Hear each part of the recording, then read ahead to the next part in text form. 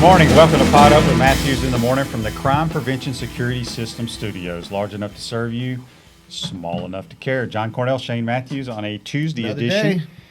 If you want to get involved with the program, send us a text on the Titan MRI text line. That is 352-353-7465. You can also send us some messages on Facebook Live. JC, Well, what did you do? Do you got anything going on in the world of sports? Well, yes. Last night I played tennis with a guy for about 2.5 hours. I lost the first set 6-2, where you say 2-6. And then I rolled back down 5-3 in the second, fought off 2 set and match points to win that set 7-6.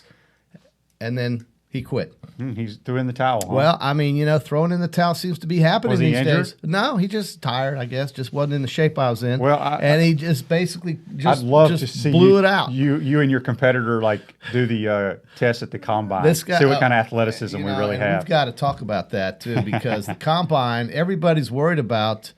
And good morning to John. Thank you for stepping in here on Facebook Live, as well as Kyle coming in. The combine, QB, all of a sudden now we're worried about hand sizes. They always have. Every year they do that. Stick up your hand there, QB. Stick it up. Stick it up. You have very small hands. Look how big. Yes. Well, put it up there on the camera What? so they can see how much bigger your hand is. And mine is small. Oh, it is? Yes. I have Really? Your small hand's hands. that much bigger than mine? Put it up Yes. there. You have Don't very. worry, I have hand sanitizer. Yeah, you're very small hands, JC. QB, and so does Joe Burrow. Yeah. Okay, your guy, our guy, everybody's favorite quarterback, Joe Burrow, has 9-inch hands. What does that mean, QB? Does that means his mean hands from are- here to here? I think it is. I don't really remember how they measure it. Like this? Here's my thoughts about the combine, and we hope to have a lot of the Gator players that are going to participate in the combine. Maybe while they're there. If not, we'll get them next week. They have a lot going on, but the combine. I went to it a long time ago. Excuse me. I didn't prepare for it like I probably should have, but I'm a firm believer that none of that matters when it comes to playing football, although it matters when you get drafted and how much money you make. It's that simple. And that's because a big deal. Here's I used to get in arguments with strength coaches when I was in the NFL. They're talking about, man, this guy is a great athlete. When they're talking about guys, whether they sign a free agent contract or we drafted them, I was like, yeah, they're a good football player, but I wouldn't call them a great athlete. And they're like, what do you mean? Yeah.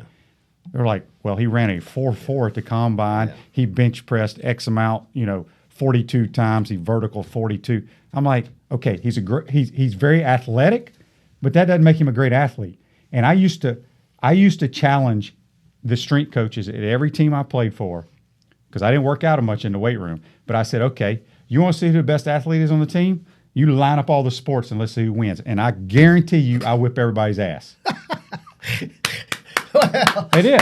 And I don't doubt it, because let's play tennis, let's play golf, let's play bowling, let's play ping pong, let's go shoot the basketball. That's whatever sport you want to bring up, I will beat everybody in this building. You're going to win, except you didn't beat me in highlight. You couldn't beat me in. I've never played you in highlight. First of all, well, we threw it out there at the park, and you couldn't even catch the thing. Gin rummy has nothing to do with sports. Well, but my point is, I challenged them, and of course, I beat you in golf on occasion. They didn't want any part of it, but it's true. There's a difference between being a great athlete and having great athleticism. Yeah, I look at the combine as something. The combine should be used to support data. It should not create data that does not exist. Does that make sense?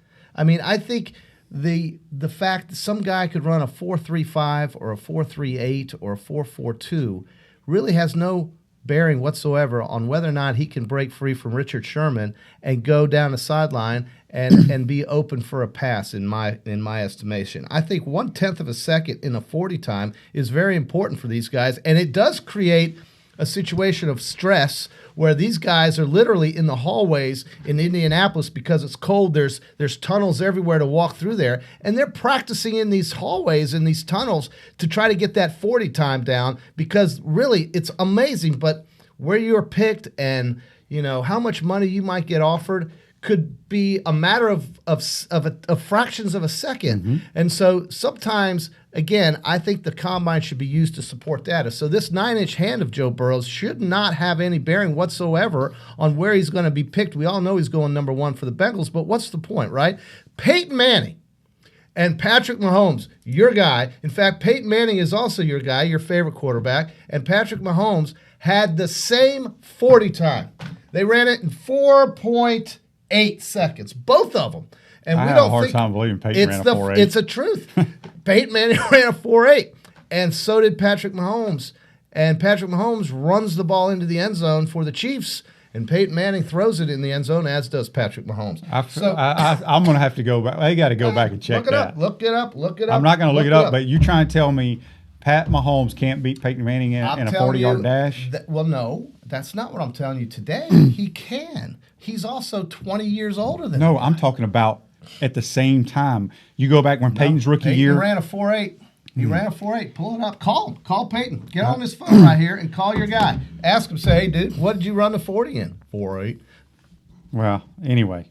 What do you mean, anyway? Even in his prime, he was nowhere near as quick and as fast as Pat Mahomes. I'm not disputing that. But again, we're in a situation where the combine creates data that it's just like it doesn't matter. To me, I don't care that Peyton Manning, this is my point, is that Peyton Manning ran a 4.8, so what? Patrick Mahomes ran a 4.8, so what? It's just not that big a deal. So Joe Burrow's 9-inch hands, so what? Joe Burrow has no problem fumbling the football. He had no problem throwing the football. He had no problem holding on to it, which goes back to fumbling it or not fumbling it. So 9-inch hands, what's the point? But that's the news that came out of the Indianapolis Combine yesterday was Joe Burrow's 9-inch hands. In fact, he tweeted how hopefully, how lucky he tweeted something about his 9-inch hands. And he's got a great sense of humor, Joe Burrow, by the way. And so it was all meant in jest, and this draws back to, again, the Combine. And I certainly think it's going to be interesting to see, really nothing. Because it's not interesting to me whatsoever, the Combine. But I know for these players, it's everything. A marginal player who they're not sure of, who can run, can make a lot of money if he increases, or I should say decreases, his 40 time. But the bigger story, and I want to get to this after we talk to Dametri at 15 after the hour, is the CBA. And the collective bargaining agreement has not been ratified. It was not voted on by the players. In fact, they turned it down, and we'll go into that deeper after Dametri. Last night, we had some good basketball, though, QB. Let me tell you something. The semis, say what you want to say, they are good. They were down 8 at half to Louisville, and they just destroyed them in the second half. It's amazing that run they went in. They scored, 50-something points last night in the second half, and that place was bouncing in Tallahassee, the Civic Center there in downtown Tallahassee, and it's nice to see somebody other, in my mind. I mean, I'm not an ACC fan, but don't you like seeing somebody other than Duke and North Carolina? Well, I will say this, because I do watch a lot of college basketball sitting around at night, and Florida State's by far the best team in the ACC. Don't give me this Duke stuff. They're more athletic than Duke. They play better defense than Duke, and they can cause a lot of problems. Have they played Duke twice or just once? I don't know. I don't keep up with those guys over there. Well, you just said you watch basketball, right? But I don't keep up with Florida State's schedule. How many times they played Duke?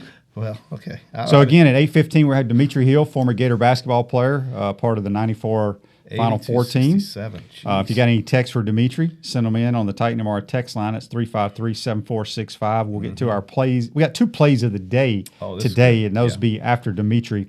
Again, Gator baseball tonight at home. If you want to, probably get rained out. It's going to be rainy. FAMU's supposed to be rolling into town. Gators are number 1 in a couple of polls. And then tonight, some SEC basketball games that are crucial. Ole Miss is at Auburn. Kentucky at A&M. A&M is very hot right now. But basically, it's a kind of a loser leave town match. It's basically a tournament game between Alabama, travels to Starkville. I think whoever loses that game, they're out of the bubble, off the last 4 in, all that kind of stuff. Or the next 4 out, or whatever. It's very confusing.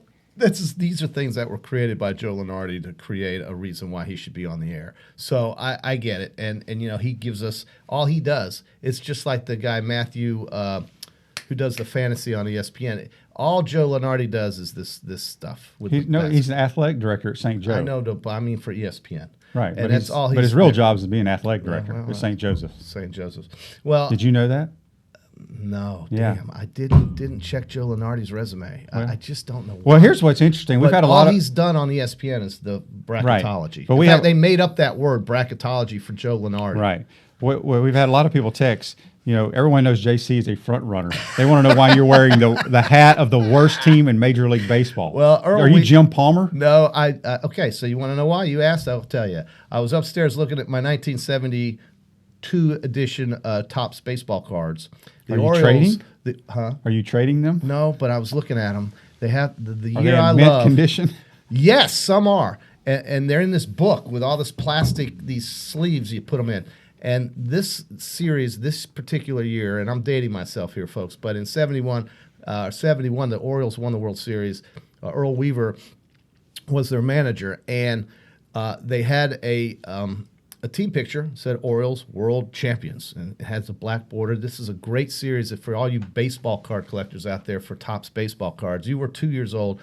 I was In 71, I was 1. 7. So, well, no, I know, but the card, there was something on the card. Anyway, I then pulled up a video of Earl Weaver yelling at an umpire for about 5 minutes, and Eddie Murray standing there on first base, scared to death of what Earl would do. And so I said, you know what, I'm gonna remember Earl Weaver, even though we're not going to really talk about him, even though we have now since you brought it up. And thank you for that question, Clay. Go Orioles, even though I'm a Yankees fan.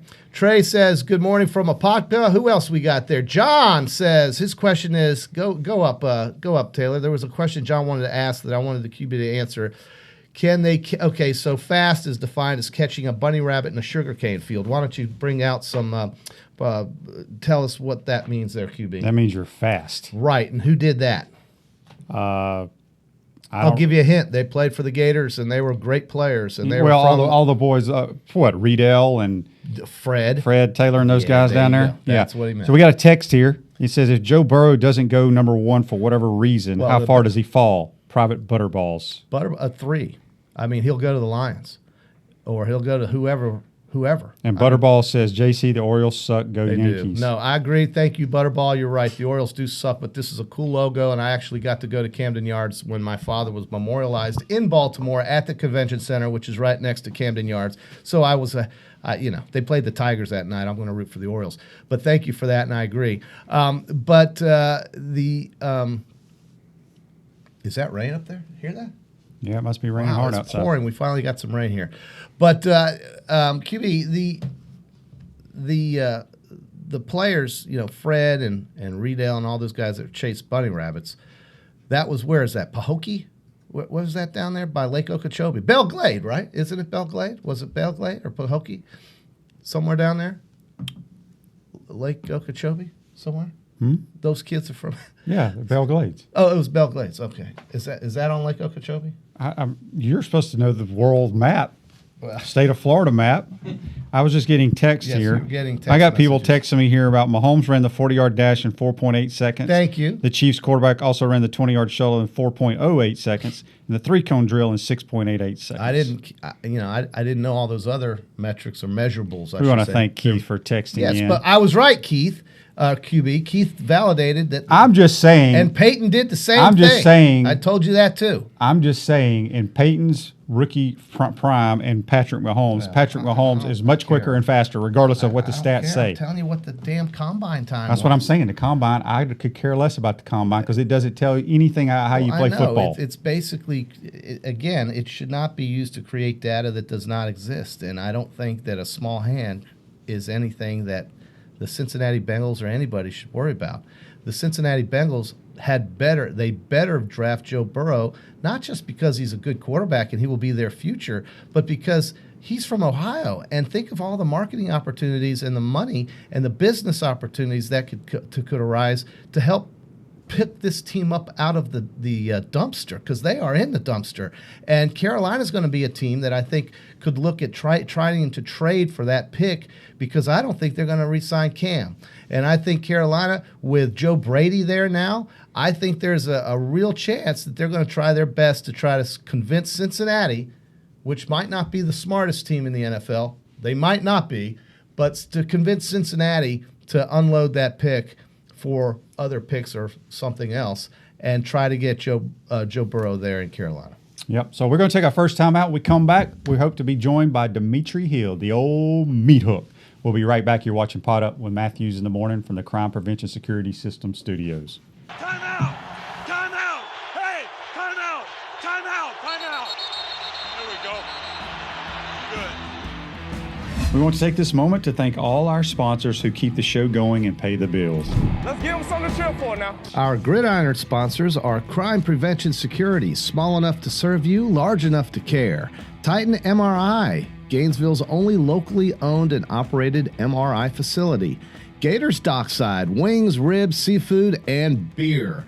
The best restoration, masters of disaster. Bob in trouble, gets rid of it. Oh, big hit. Titan MRI, Gainesville's only locally owned and operated MRI facility.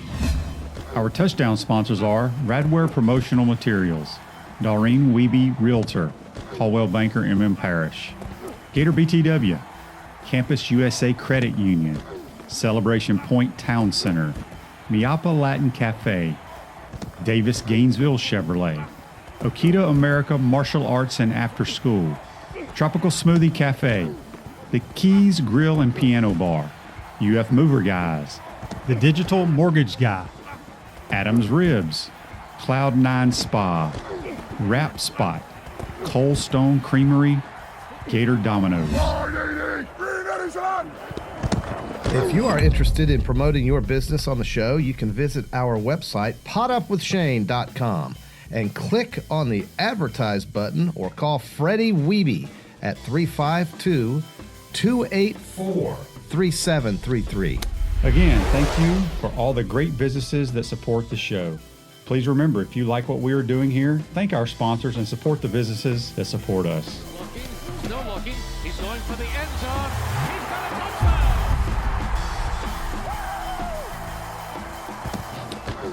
Welcome back to Pot Up with Matthews in the morning from the Crime Prevention Security System Studios. Large enough to serve you, small enough to care. John Cornell, Shane Matthews. First celebration point is where the Gators come to celebrate with premium brands like Bass Pro Shop, Tommy Hilfiger, Hotel Indigo, Nike, Medici's, Regal Cinemas, and coming soon, the head ball coach's new restaurant, Spurrier's Gridiron Grill. We will see you at Celebration Point where the Gators come to celebrate. Our next guest did a lot of celebrating in his career here at the University of Florida. Dametri Hill, the Meat Hook, joins us. Dametri, how you doing, buddy? I'm pretty good, Shane. How you doing this morning? Doing well. Before we kind of jump into and reminisce your career and all that good stuff, tell everybody what you're doing these days. I was just working for a nonprofit named St. Vincent de Paul down in St. Pete. House the homeless, help them get jobs, help them work for sustainability. Dametri, didn't you have a kid that's playing college football somewhere? Yeah, he had Fort Valley State. He just signed up there. He was at Murray State and then got into a little trouble. Oh. They had to transfer. So, he's okay now, though. So, got his act together. Let's see what he do this year. Well, Dametri, you were a Gator, a great player from 92 to 96, low post player. When you look at college basketball, how it's being played these days, do you think there'd be a place where you could have fit in? You know, the low post big man game has kind of gone away in college basketball. Well, that's just all because they, emulate everything that goes on with the NBA. And, every college player has hoop dreams. So that's what they're selling at the next level. High school, college, all the leagues underneath will definitely try to model their brand after that. And so that's just the way the game is now. Not too many throw it in. Well, there's too many guys that are capable of playing down low because, it's a different animal on that block. So it's easier to shoot threes than post up. Yeah, I don't confuse anybody today with Moses Malone or Kareem. And we have a picture of you right now on our screen in that Sweet 16 game, or it may have been the Elite 8 game against Connecticut down in Miami when you were playing for Florida. And one of the shots you perfected was, I think if I remember this correctly, Dametri, having covered you in the 90s at TV20, was this left-handed kind of like little hook shot. Is that where the term the meat hook came from? Well, yeah, that was it. I can shoot it with the right or left hand. So Okay. that was pretty hard to guard. But Larry Vitale on his radio show, they dubbed me the meat hook. So Yeah. it just stuck. Well, so are you right-handed or left-handed by nature? Right. I'm right-handed, So- but on the court I played a lot with my left though. Yeah, you did play a lot with your left, and I think that's vital for basketball players. So I remember him getting down in there and just tossing it up in the low post, high percentage shot though.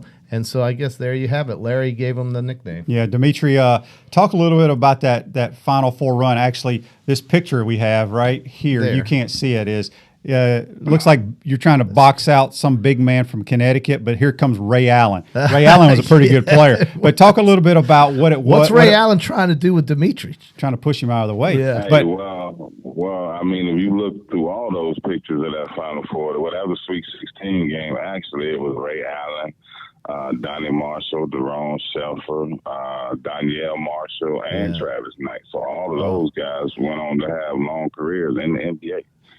yes, So we beat a pretty good team, but it was just, be honest, Danielle Marshall missed free throws, Yep. and we went to overtime. We knew once we went to overtime, it was over. talk a little bit about what it was like to go to the first ever Final Four for the Florida Gators there in Charlotte. Hey, well, Shane, as you know, there's no better place than Gainesville when you're winning, and everything was unexpected. It was a great run. I mean, and we had a lot of talented players too. So I mean, it wasn't by chance or accident. I mean, we worked hard, and we was just a group of guys that all had chips on their shoulders. So, and then the thing was, when we went out there and played, we didn't sit around and see what those big name players were going to do. We just attacked everybody all year. So that was it. It was like, yeah, you're a big name. You're going here. You're ranked higher than me, draft status wise. But let's see what you're going to do today. And, I think we were 29-8. So out of 37 games, we won 29 of them. So that wasn't bad. We got a text here on the Titan MRI text line. It's Jack from Fort Myers says, ask the meat hook, how was it to play for Coach Lon Kruger? Hey, Coach Kruger, it was good. Coach Kruger is a very good coach. He was back then, he was a disciplinarian. So I had a lot of meetings in his office all the time. And he was kind of strict. Because my freshman year, he could have played me and we could have won and maybe went to the tournament that year. But he sat me on the bench till I got in shape. So, that right there set me up for, playing a long basketball career. So I thank him for that. I thanked him for that several times. So, and it taught me a lot of stuff and taught me lessons as a man, too. And definitely gave me instilled the importance of hard work, not just talent. So you got talent and hard work, you can make something.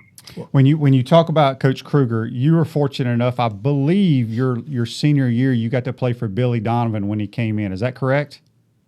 Nah, Billy did our senior banquet. Senior banquet. Okay, Wow, so that's as soon as you were cool. leaving, Yeah. he came in. Okay, yeah, I knew it was right around Yeah. 96. Yeah. We got another text here from Fred. Fred says, how was it playing overseas in your favorite country that you played in? Hey, playing overseas was a blessing. It was an unexpected surprise. I loved it. And I tell everybody my favorite country was France. I was 3 years in France, and it was wonderful. But I've been over 30 countries, so 30 I'm countries. just fortunate. Just fortunate young man took advantage of his opportunities, and hopefully I've tried to make the most of it. What foreign country had the best food when you were playing over there? Because it's rough in England, I know that. Definitely France. France, yeah, okay. Yeah.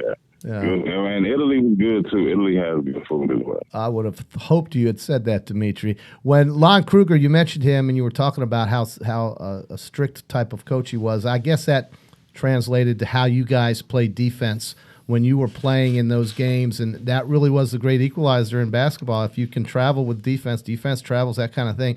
And I just remember Craig Brown and Andrew DeClerc and these guys. Do you ever talk to these guys that much, and how much do you stay in touch with some of your old teammates? Hey, we are constantly in touch. Like we're closer than some of my family members. So Wow. they are my family members. So we talk pretty much daily to one of those guys.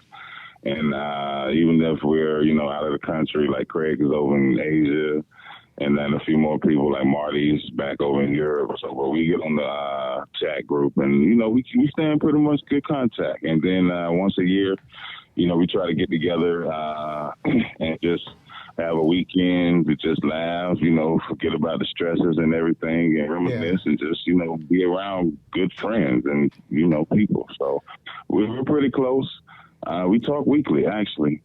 Oh, that's pretty good. And also imagine that when you came up here to see Billy be honored and you were enjoying some of the other Florida Gator basketball players that were part of his team and some of the guys who came up that were part of your team, you saw what Florida had to offer against Vanderbilt that night. And even though that game wasn't really close, have you been watching the Gators play, and how do you feel they're going to finish, or how do you think it's going to end up for them as we get into the important part of the season watching Florida play? Oh, I don't know if y'all want me to talk about that, but I will. Well, go ahead. Well, it's kind of hard to watch us play now because we play totally different style, and we don't play fast at all, and everything is a struggle. So if we're not hitting 3-point shots, it's pretty much going to be a 50 to 55 game. And it's just that I don't think we're utilizing the athletes that we have, especially that Scotty Lewis. They need to kick him the ball ahead in transition and see what he can do on the break, because half court for anybody, especially freshmen, it's a struggle. I mean, high school, you do everything you want to do. You can jump over everybody, you're faster. But when you get to that next level, you have people that's about to be pro basketball players as well. So they're not just going to let you come in there and do anything. So he has to build the system, cater to him a little bit. He is a McDonald's All-American, so he should be playing better. As athletic as he is, a few more shots. He plays great defense, still makes a few mistakes, but, the team is young per se.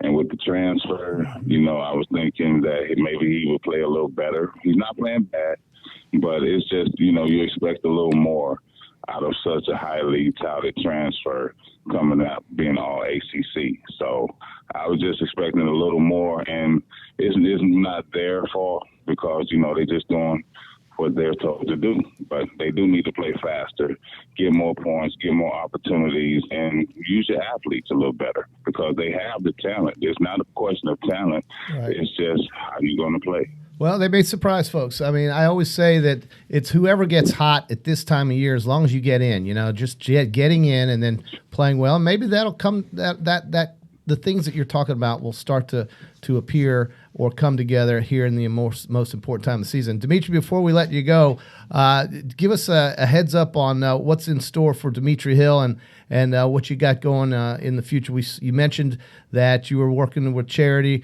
Any other things that you've got going on in your life?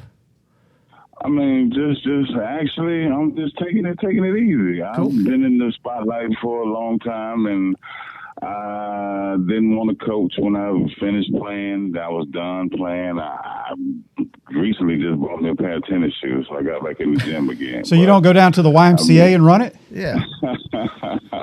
No, Shane, it's kind of frustrating because I used to be a good player. Now I'm just, I can't even run. I try to stop, I fall. So yeah, no. My final question before we let you go: the renovations of the O'Connell Center, a year or two ago. Your thoughts on that, and the nice, they didn't have that basketball practice facility back when we were here. What are your thoughts about the facility and the upgrades that Florida has done on their basketball court? Well, everything is first class. I mean, with the Coach Donovan, what he brought to the table with all the success, and that breeds, you have to keep up with the North Carolinas, the Dukes, the Kansas. So that was definitely a great look. Those facilities are phenomenal. Especially that practice facility that you don't have to, because we had to train with y'all over there, Shane, in the stadium. So Right now, they have their own facilities, their own strength coaches. They're doing the big time. So then the renovations in the O'Connell Center. I mean, when I walked in, if I didn't know what it was, it definitely didn't look like when we played in the Bubble Dome. Yeah, there's no balloon roof anymore, man. They filled it up, Right. and we got some entertainment now. We don't have in the those building. pull out bleachers Yeah. anymore. Oh my God. Well, Dametri, we appreciate you joining the program, buddy. We wish you Yeah. a lot of luck in the future, and we'll talk to you soon, my man. Thank you, Dametri. I appreciate it. All right, Talk to that's you later. that's Bye-bye. Dametri. He'll join us on the Titan MRR hotline, the Meat Hook. And we're going to I take our loved watching him play, second man. time out of the program. We come back, we're going to give you our plays of the day, and we'll talk more combine and whatever else JC wants to talk. You're watching and listening to Pod It with Matthews in the morning from the Crime Prevention Security System Studios. Time out! Time out! Hey! Time out! Time out! Time out! There we go. Good. We want to take this moment to thank all our sponsors who keep the show going and pay the bills.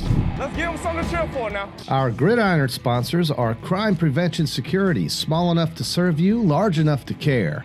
Titan MRI, Gainesville's only locally owned and operated MRI facility. Gators Dockside, wings, ribs, seafood, and beer. The best restoration, masters of disaster. Bob in trouble, gets rid of it. Oh, big hit. Titan MRI, Gainesville's only locally owned and operated MRI facility. Our touchdown sponsors are Radware Promotional Materials, Doreen Wiebe Realtor, Caldwell Banker MM Parish, Gator BTW, Campus USA Credit Union, Celebration Point Town Center, Miapa Latin Cafe, Davis Gainesville Chevrolet, Okita America Martial Arts and After School, Tropical Smoothie Cafe, The Keys Grill and Piano Bar, UF Mover Guys, The Digital Mortgage Guy, Adams Ribs, Cloud9 Spa, Wrap Spot, Cold Stone Creamery, Gator Dominoes. If you are interested in promoting your business on the show, you can visit our website, potupwithshane.com, and click on the advertise button or call Freddie Wiebe at 352-284-3733. Again, thank you for all the great businesses that support the show. Please remember, if you like what we are doing here, thank our sponsors and support the businesses that support us. Looking, still looking. He's going for the end zone. He's got a touchdown. Welcome back to Pot Up with Matthews in the morning from the Crime Prevention Security System Studios. Large enough to serve you, small enough to care. It's John Cornell and Shane Matthews. We want to thank Dametri Hill for joining us in the first part of the program. Yeah. We're going to go to our plays of the day, which are brought to you by the Best Restoration. And let's see. First play of the day is going to be Bradley Beal, former Gator. And Bradley Beal is the first player to have back-to-back 50-plus nights since guess who, JC? Oh, The one and only Kobe Bryant. yeah. And Bradley Beal, former Gator, that. outstanding player. Yeah. I mean, that's phenomenal. Back-to-back nights, 50-plus in a since loss. Kobe. Well, he In a didn't really loss. care about that. No, I know. Wizards are Good terrible. loss. The Wizards Our are second terrible. play of the day, and again, both these plays of the days are brought to you by the Best Restoration, whether flood, fire, or Mother Nature call the masters of disaster today. This one is awesome. It is Sabrina Ionescu, who plays for the Oregon Ducks. She's the first Division I player, male or female, to get 2,000 points, 1,000 assists, and 1,000 rebounds Wow. ever. And she did it on 2/24/20, which she was very close to the Kobe Bryant and his family, his daughter. So she did it all. She broke these records on Gianna's number 2, Kobe's number 24, and her number, Yeah. which is 20. Yeah. So, and she was at Kobe's Service. memorial service yesterday before Yeah. the game. So, So that that is service- phenomenal That's what she did. I'll tell you what else is phenomenal is what Vanessa Bryant did at Oh, that yeah. service. Yeah, no doubt. Able to keep her composure. I mean, losing obviously her husband and daughter, and the last, the last memories that many of those people had, they shared. Michael Jordan, of course, Shaquille O'Neal, and 20,000 people at the Staples Center, and there's many more outside trying to get in. And it's a horrible thing. January 26th was an awful day, right? And His last tweet was to LeBron James on January the 25th, had 2.7 million likes. He had 15.6 million followers. And Michael Jordan, I mean, he reminded me, there was no other player that I can think of who reminded me more of Michael Jordan than Kobe Bryant. Mm-hmm. And, I mean, even the way he talked, but the way they were, the desire and the just sheer motivation and everything that he put into basketball and into his life was 100%. And so, you know, this is tough for everybody who loves Kobe Bryant basketball, the NBA, and of course in the Los Angeles area in Southern California, and it's around the a world. Terrible tragedy. Yeah, sure. And of course there were other people involved as well, 9 others. So, or was there 9 others? I think it was a total of 9. A total of 9, so 7 others. So, you know, a tough day, but Vanessa Bryant was tremendous. It was just amazing, her composure, and I'm sure, you know, people were touched and moved, certainly by that and what happened. So we have going on right now, and I want to, before I get into this thing with the NBA, I was going to bring up one quick thing about Florida spring sports, because we talk about Florida spring sports a lot now. We're going to be doing it as we're pretty we go good at forward. everything. They really are. I'm going to give you these records real quick, and you can look them up. I mean, this is nothing that I'm showing any or saying to anything, but the point I want to make about it is this. Let's just take the basketball out of it for a minute, because basketball was It's not really a spring sport. right. It began at the beginning, or at the end, I should say, of last year. But let's just go with the sports that began in 2020. We start with baseball at 8-0. Golf won their home tournament, the Invitational. The gymnastics team, 8-0. The softball team, just coming back from California, 16-2. So right there are 3 teams with 2 losses off the softball team at 16-2. They play more games. Swimming, diving, men's 7-2. Women's 11-1. Tennis, men's 11-2. And I see Brian out there at the golf course I play at quite a bit before the season, and he's really a nice guy, Brian Shelton. He is 11-2. And women's tennis 3-2. So there is no doubt that Florida prides itself on the all sports thing, and of course the spring sports. And it shows on the field. And I just think that's pretty amazing. It's a great start to the season. And I think of all of that, the gymnastics and the baseball being undefeated is really noteworthy. But the softball team, with some of these new players and a lot of question marks at the pitching circle, going out to California, only losing 1 game, playing great teams out there, as well as the team from Northwestern that's very good, and starting the year off at 16-2. I mean, at some point when we call Tim back in to join us on the show, I mean, at some point, where do you get tired of saying how good we are? And he's not going to do that. But it's like, it's unbelievable, right? How successful and his winning percentage. I'll give you the rankings before yesterday of our spring sports. Gymnastics was 2, baseball was 2, but now they're going to be number 1. Yeah. Men's track and field is 3, lacrosse is 4. However, I didn't even mention lacrosse upset Maryland, who was number 1, but Up then there. we lost to Loyola, I think Saturday here. Men's tennis is 6, softball 7th, which they'll rise in the polls. Women's swim and dive is 8, women's track and field 8, men's swim and dive 9. They just won their 8th straight SEC championship. Women's golf is at 10 and men's 10. golf at 24. Yeah, I love seeing, you know, J.C. Deacon get these guys to play golf.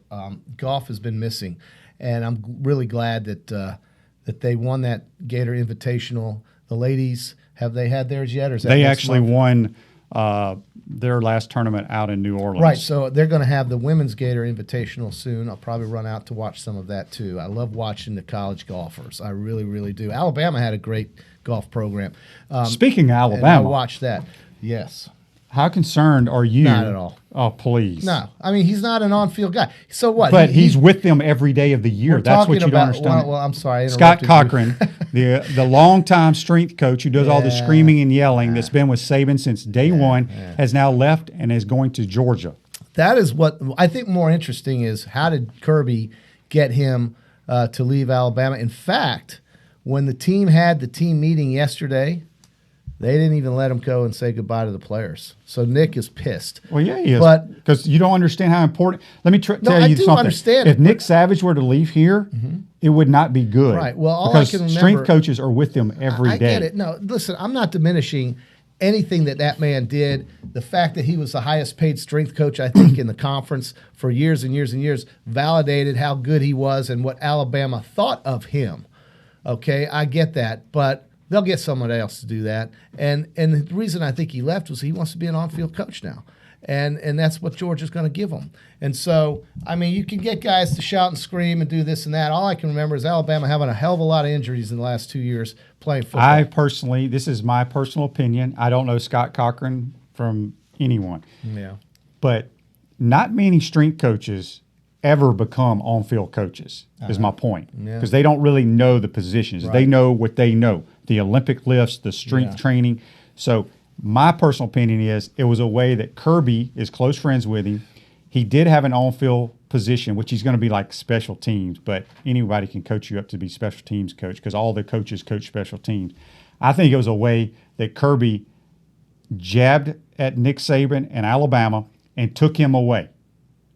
So why? I mean, what's the big damn deal? Florida is Georgia's team that they have to beat to get to Atlanta. That. They don't play Alabama. Now, they are next year, but they don't play Alabama consistently. They're not a rival team on the schedule on a consistent basis. Georgia's rival in the West is Auburn, and Georgia's primary rival currently in the East is Florida. Mm-hmm. So if that's what Kirby's worried about right now, let him worry about it because he's coming to Tuscaloosa to take a butt kicking in September. So that's fine. Let them all have all that fun they want with the strength and conditioning guy. Yeah, great. Alabama will be fine. We shall see. I don't think you know the importance of a strength coach. I mean, but I don't, because nobody talks about a strength coach. I mean, everybody talks about it. That's why is he the highest paid guy? I mean, why has he been there for all 6 national titles he's won? When Alabama beat LSU 8 straight years or whatever it was, I don't remember hearing Scott Cochran's name after the game much. You're dead wrong on that. Why? Dead wrong. They don't talk about the strength and conditioning except in the offseason. I think the most talked about coach here at the University of Florida is Nick Savage. I haven't heard nobody in Gainesville talk about Nick Savage. Because you're tuned into Tuscaloosa. They talk about Dan Mullen. I'm telling you, you asked who the most important coach is on campus. Ask Coach Spurrier, too. He will say Nick Savage because you have no idea how important the strength coaches are in college programs. I didn't say that they weren't important, but they're not life and death. Okay, this is not going to lead. We will see. We will see. You know, it did lead all the SEC network stuff. What else are they going to talk about? It's the SEC network, and it's not football season yet. I'm just telling you, it's going to make a difference. Okay, watch and see. I don't believe it. Watch and see. I just don't believe it. How's that? And I agree with Dar. JC's strength coach needs to be fired as well. Well, let me tell you, Mr. Dar, while you were sitting at the house watching TV last night, I was out there battling somebody for 2.5 hours. Well, they quit. At the tennis court. They quit. And it took you 2.5 hours to play 2 sets? I told you, I went 2-6. We had multiple add-ins and add-outs. We had a second set that had to last an hour. It was 7-6. Must-see TV. It was dramatic. It was tremendous. I fought off 3 set points, QB. 3. Okay. So thank you for your contribution there, John. I hope you enjoyed Dancing with the Stars last night or whatever it was you sitting around watching. But I just think that, the strength coach is important, true, but the injuries just mount up every year, it seems like. And maybe it was time for him to get greener pastures. Hit the road, guy. All right. Hit the road. We shall see. All right, so who's going to hit the road in the NFL? QB, this is a big deal. The CBA was voted down by the players. 6-5. They're going to meet again tonight at 5:30, the owners. The primary sticking point was the 17-game schedule. The extra game for the owners obviously adds billions of dollars. But for the players, it's a couple $100,000, maybe. Right. Maybe. Right. The revenue share over 10 years is at 52-48 in favor of the owners. The players don't like that either. They want to look at something to change that, maybe get it to 50-50 or 51 and 50.5, 49.5, something like that. So right now we don't have a collective bargaining agreement in the NFL.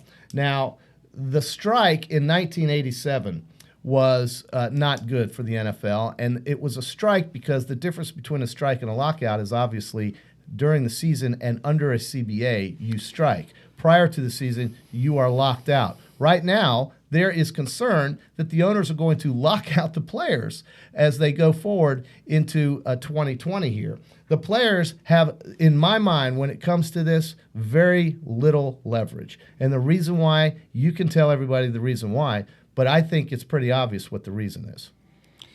Well, the owners own the teams. Sure, and you but the play money for the owners. it's all about the money. Right. Players are only paid during the season. Right, that's what I'm saying. each game. It's dumb Right. to ever have a strike, in my opinion. Well, play the season and then strike. Well, they're not. Because you you can't get your strike. but you Well, get your money. That's what I'm saying. Figure it all out there once is the a season's difference, over. right? But there's a difference between a lockout and a strike. Right. The lockout is by the owners. The strike is by the players. Well, and the strike is under an agreement during the season, Which is you can't dumb. strike right now because you're not getting paid anything. Right, but the players are not making money today. They make money during the season. 17 as each weeks. week goes by. 17 weeks, The you get paid. players are the owners rather have guaranteed money through the television contracts. They've got it. But my point is, So there's striking no leverage on striking the players. hurts probably 90% of the players in the league because Yeah. they're minimum salary guys. It's true. It's that 10% that are making $5 to $10 million or $30 million or whatever.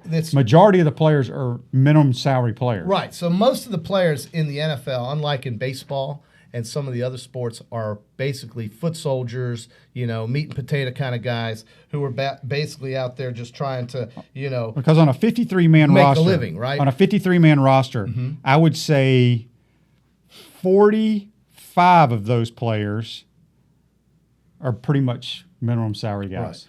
And so there's very little, in my mind, very little leverage on behalf of the players. And I don't think this is the time you're going to get anything. It would happen or have to happen when, in my mind, if you're going to do something like that, you strike before the playoffs. You go ahead and you sign this CBA, whatever you want to do. Yeah, because nobody gets paid in the playoffs. Well, that's when the owner's primary earnings, revenue, top line numbers come in. It's when the playoffs start. That's when the big money is. Oh yeah, because the guys like Tom Brady, sure, their contract is done, and he's making the same exact money in the playoff as the free agent rookie that made it. But the owners are going to cash in Yes. on the TV. Yes. So timing is everything. And I mean, this guy, he calls and he knows I'm on the podcast. I tell him this every day. I'm getting a call right now for some reason, and I love the guy. But the point is that the baseball team, the baseball strike happened in '94. You remember '94? Taylor, were you born in '94? Were you alive then? And in '94, when did they strike? They struck in August. That was right before the most important time of the season was. So it hit the owners pretty hard. And really, there was been no strike or lockout or anything during the era of social media.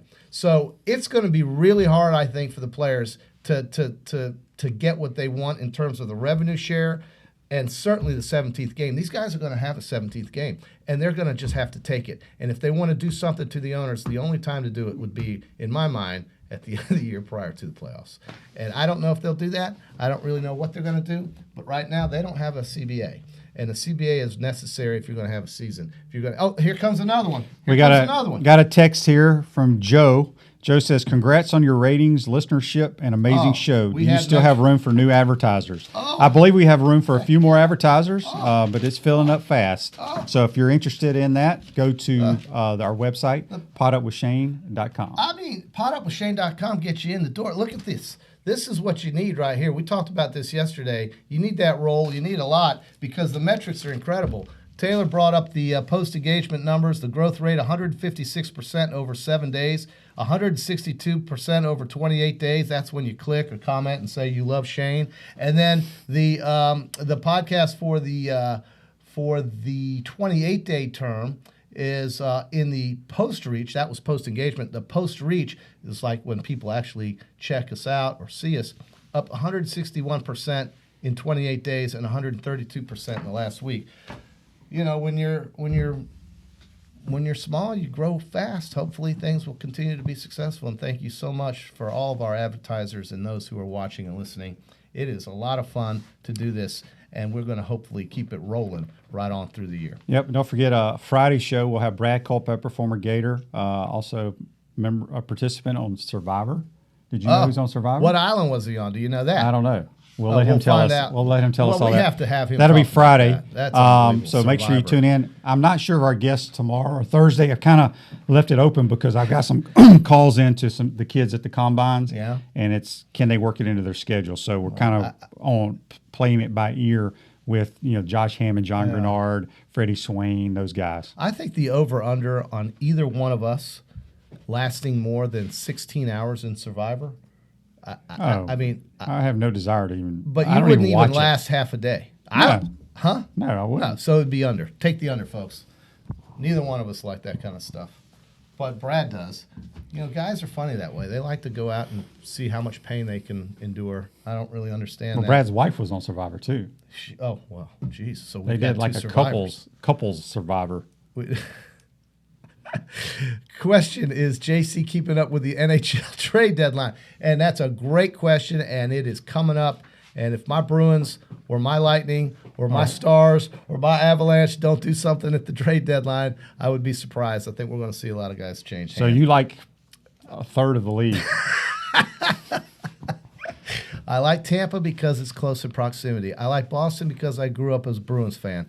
I like Colorado because I saw the Avalanche play earlier this season. What about your Predators? And I You love like the Dallas Nashville. Stars because my wife is from Dallas and I go to the games with But her. you like Nashville, don't you like the Predators? Oh, I could get to like them if I go see them play, and of course I'll buy a hat. But I can't wait, and I'll be able to report soon in March from the Boston area. I'm going to see the Bruins game, from the Tampa area because I'm going to go see the Lightning play. I already have, and from Dallas. As I'm going to go see the Stars play the Sharks. You should go watch the we got Mavericks. hockey You should go coming. watch the Mavericks play. They're good. They are good. They're very good. They got probably the best young player in the league, Who's that? Luka Doncic. Oh yeah, the I don't know where he's from. European. He's yeah. got to be European. Yeah, he's from over there somewhere. Well, I'll tell you, man. I like this time of year. We're getting really close to the Masters. We've got a whole month of Florida golf on the PGA Tour. We have the NCAA tournament. I talked to a guy I played golf with over the weekend who makes an annual trip to Las Vegas to participate in the March Madness. Yes, Luka is Serbian.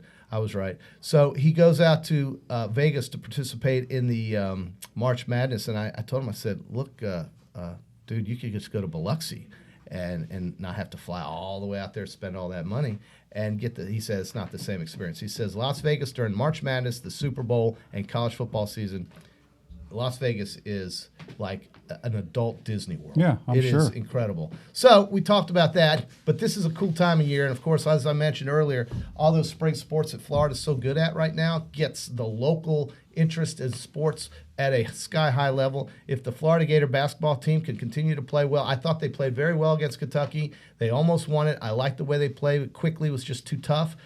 Watch that Texas A&M game. Is it tomorrow or tonight? Watch that Texas A&M game tonight with Kentucky. A&M is just a sneaky team. They're 14-12, not a great record, but they have really put the hammer down here in these last few games. They blew out Alabama, and so they have a little mojo going right now. I'm very curious to see how Kentucky comes out of that. And I'll tell you, you're right about Florida State. We talked about them at the beginning of the show. Those guys are athletic. Leonard Hamilton, I don't think of him as one of the great coaches in basketball, but he's very good. He gets great players to come to that school, and somehow he has had stability at a program that really had nothing. And Florida State is the real deal in college basketball, and I think it's kind of cool because we know a lot of Florida State fans. Yep, and we'll talk more about LSU tomorrow. LSU will be here in the O'Connell Center big tomorrow night. Yeah, we'll talk about that game. Huge game. Well, we 9 want to o'clock. thank Dametri Hill, the Meat Hook, for Hook. joining the program. Today's show is a wrap, brought to you by WrapSpot. A vehicle wrap from WrapSpot will give your business years of brand recognition and increased sales. Call WrapSpot today. We'll see you tomorrow.